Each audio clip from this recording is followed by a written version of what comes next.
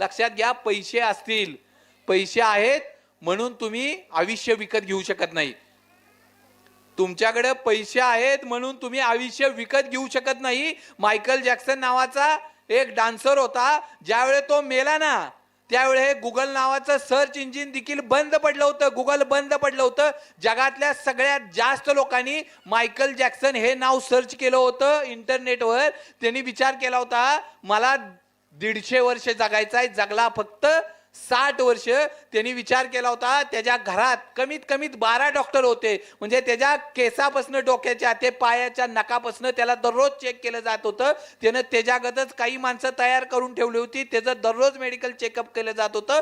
काही डोनर तयार केले होते, जर एखाद्याचं फुफ्फुस गेलं त्याचं तर ते लोक देतील, एखादं हृदय त्याला देऊ शकेल, एखादा डोळा तयार करू देऊ शकतील, अशी त्यानं लोक तयार केली होती. त्यानं ज्यावेळेस तो जन्माला येताना काळा म्हणून आला होता, पण त्याने स्वतःची प्लास्टिक सर्जरी करून गोरा झाला होता. त्याचे आई वडील काळे होते ना, त्याने दत्तक देखील आई वडील गोरे घेतले होते, मित्र देखील त्याचे गोरे झाले होते. त्यानं सगळं एवढं केलं होतं. त्याचं दररोज जेवण दररोज चेक केलं जात होतं. तो मायकल जॅक्सन की ज्यानं विचार केला, मी 150 वर्ष जगेन, मी पैशाच्या जोरावर आयुष्य खरेदी करू शकत होतो.